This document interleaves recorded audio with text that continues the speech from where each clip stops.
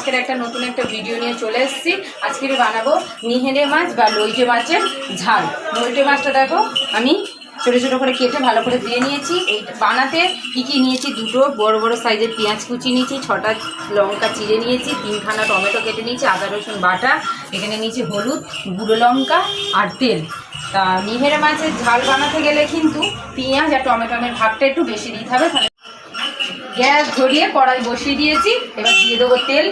তেলটা একটু পরিমাণে একটু বেশি লাগবে।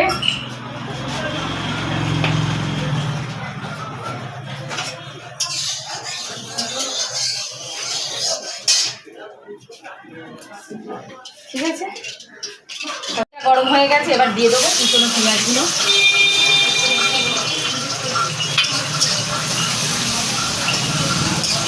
এবারে লাল লাল করে ভাজা হয়ে গেছে, এবার দিয়ে দেবো টমেটো কুচানোটা। টমেটোর উপরে দিয়ে দেবো। টমেটো তাড়াতাড়ি হয়তো গলে যায়, ভাজা ভাজা হয়ে যায়। 1 চামচ পুরো নুন দিয়ে দিলাম, বেশি নুন দেবো না, পরে লাগলে আবার দেবো। টমেটো আর পেঁয়াজটা পুরো একদম গলে গেছে, টমেটোটা একদম ভালো মতন গলে গেছে। এবার দিয়ে দেবো আদা রসুন পেস্টটা।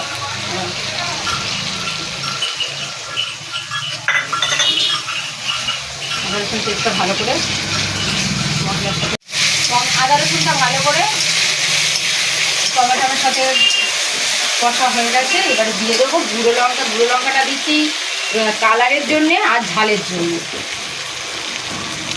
একটু বেশি দেবো। নিহিরে মাছের ঝাল ঝালই ভালো লাগে।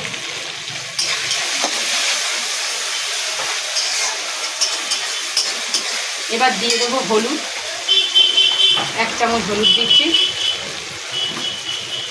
হলুদ আর গুঁড়ো লঙ্কাটা ভালো করে ভেজে নেবো। সব মশলাগুলো একেবারে সুন্দর করে, মশলা পুরো ভাজা হয়ে গেছে, বসে দিয়েছি। এবারে দিয়ে দেবো নিহিরে মাছটা, কাটা নিহিরে মাছ, জল ঝরানো দিয়ে দিলাম।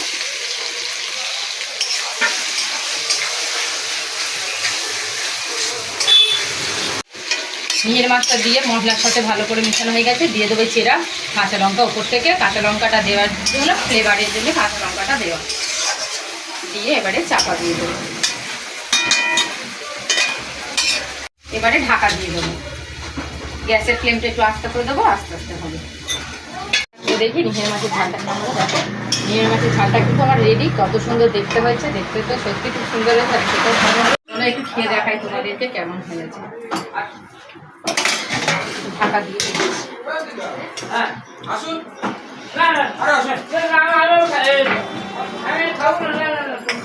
সত্যি খুব সুন্দর খেতে হয়েছে। ভিডিওটা যদি ভালো লেগে থাকে তবে একটা লাইক,